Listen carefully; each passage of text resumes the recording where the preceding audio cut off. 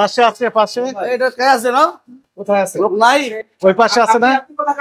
এই যে ম্যাজিস্ট্রেট মনে আমাদের সেপার লোক কই? ওই যে যাত্রী নাই তো তাই। এইগুলোইতে কমপ্লেন দেয় তো। মূল্য তালিকা আছে বলেন তো, মূল্য তালিকা আছে? নেই। চলেন ওইটাতে দেখি, কোনটাতে সবাই এগুলোতে আছে তো, এগুলো দেখি, এগুলো দেখি, এগুলো আছে না? একটা মেসেজ আমি দিতে চাই, সেটি হচ্ছে যে কোনো যাত্রী কোনো বাস কর্মী থেকে যদি অতিরিক্ত ভাড়া নেওয়ার প্রমাণ থাকে তো তার কাছে নেওয়া হয় 30 দিনের মধ্যে যাত্রী ভর্তি অধিকার সংক্রান্ত সফটওয়্যার রয়েছে www.tncrp.com। এখানে প্রমাণক অভিযোগ দায়েরের ব্যবস্থা রয়েছে। অভিযোগ দায়ের করলে আইনগত ব্যবস্থা দেওয়া যাবে।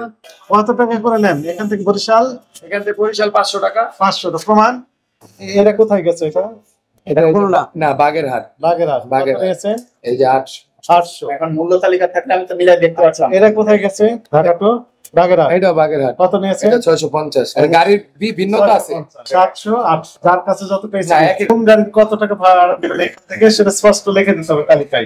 এই মূল সমস্যা তো আপনাদের কমিশন, তাই না? ভালো কথা। কত টাকা করে নেন এখান থেকে বরিশাল? এখান থেকে বরিশাল 500 টাকা। 500 টাকা। প্রমাণ টিকিট কোথায়? টিকিট এই টিকিট দেই বরিশালের গাড়ি। এই যে এই টিকিট দেন বরিশালের গাড়ি। হ্যাঁ, হাতে লিখে হাতে লিখে দিই। হাতে গাড়ির নাম আছে, সবই আছে। এখানেই তো সমস্যা।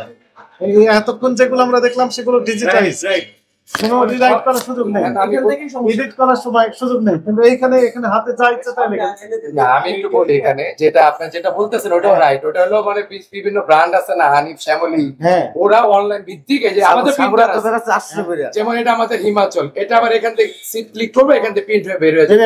এখানে কম বেশি করার সুযোগ নেই। না, এখানে আপনি চাইলে এখনো কম বেশি এখনো করতেছে না, কারণ এখনো ভাড়া বাড়ে নাই। আর হয়তো সামনে বাড়তে পারে 2-1 দিন পরে।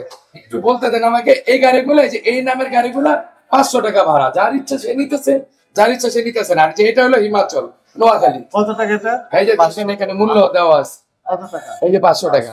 আর এটাতে কত? এটাও 500 টাকা। বরিশালের যেটা ভাড়া আর কি, অ্যাকচুয়ালি ভাড়া। আর ওইটা একটু কম আছে, কম আছে, কিন্তু এটা লিখে দিতে হয়। মাত্র বলুন যে কয়েকদিন পরে ভাড়া বাড়বে। কেন বাড়বে?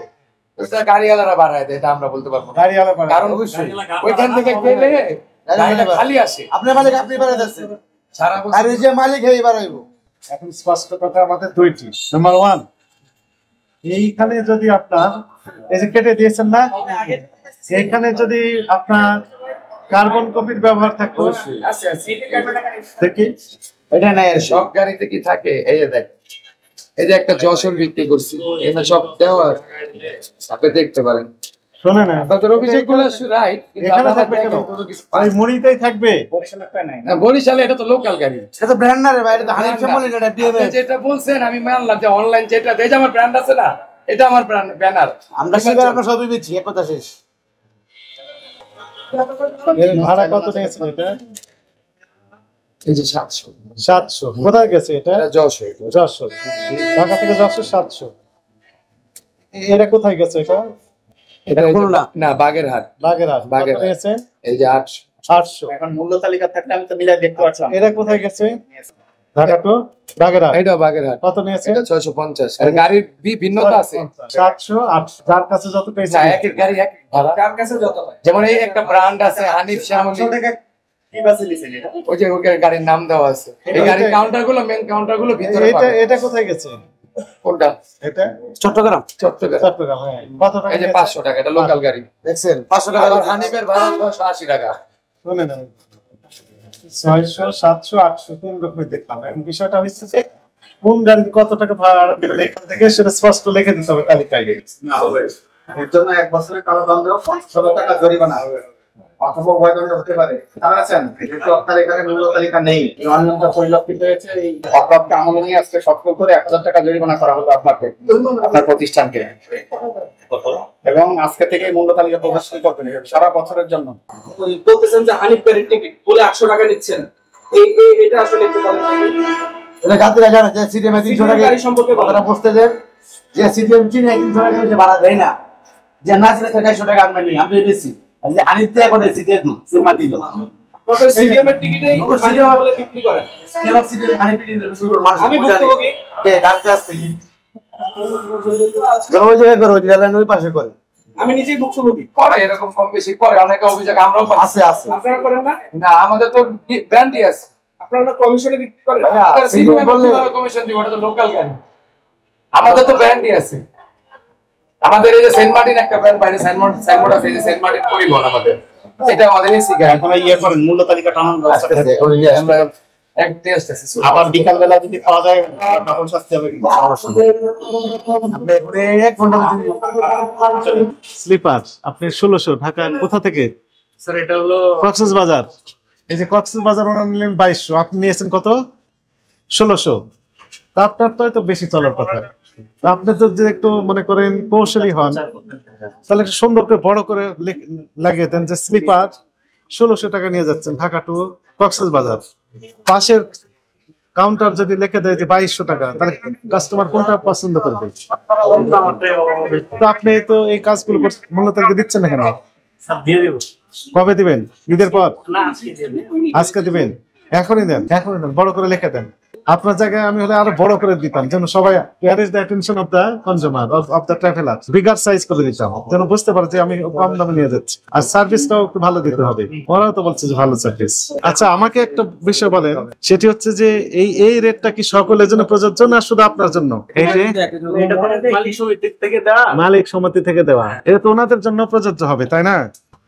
এই রেটটা তো সকল স্লিপার বাস সকলের জন্য প্রযোজ্য, তাই না? ওনারা তো আরো বেশি নিচ্ছে, ঘটনা কি?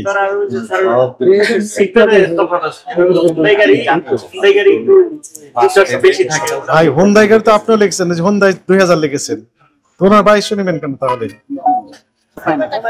এবারে একটা খুশির খবর হচ্ছে যে এ পর্যন্ত আমরা যে আমাদের অন্যান্য সহকর্মী ঢাকা মহানগরের যে অন্যান্য বাস টার্মিনাল গুলো আছে সেগুলোতে পরিদর্শনে গিয়েছেন এবং আমাদের কাছে এ পর্যন্ত কোনো রকমের অভিযোগ আমরা পাইনি, ভোক্তা আমাদের কাছে অভিযোগ দেননি।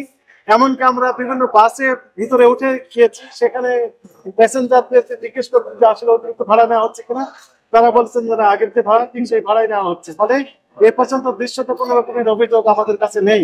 তারপর আমরা সোয়ামতো ভাবে প্যাসেঞ্জারদের কথা চিন্তা করে, ঘরের মতো মানুষের কথা চিন্তা করে, তারা যেন স্বাচ্ছন্দ্যে নির্ধারিত নির্ধারিত যে ভাড়া, সেই ভাড়াই যেন তারা বাসায় পৌঁছতে পারে নিরাপদে। এই জন্য আমরা তদবির কলেজের কার্যক্রম সেটি আমরা অব্যাহত রেখেছি। ঈদের 8 দিন পর্যন্ত আমাদের এই কার্যক্রম চলমান থাকবে। আপনাদের কি সবগুলো গাড়ি কি এসি না নন এসি আছে? আমাদের স্যার এসি যে সবগুলো এসি, সবগুলো এসি, নন এসি নেই। কোন কোন জায়গায় যান আপনারা? ভাড়া কত করে দিচ্ছেন কোন কোন জায়গায়?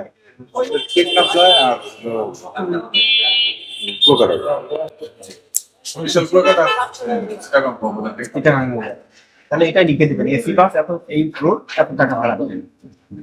পরিমাণটা প্রসেস করে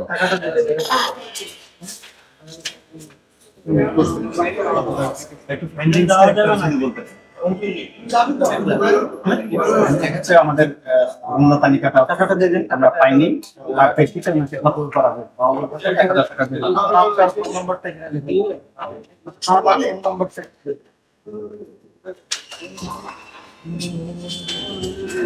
এবং এই প্র্যাকটিসটা সারা বছর করবেন, বুঝতে পারছেন?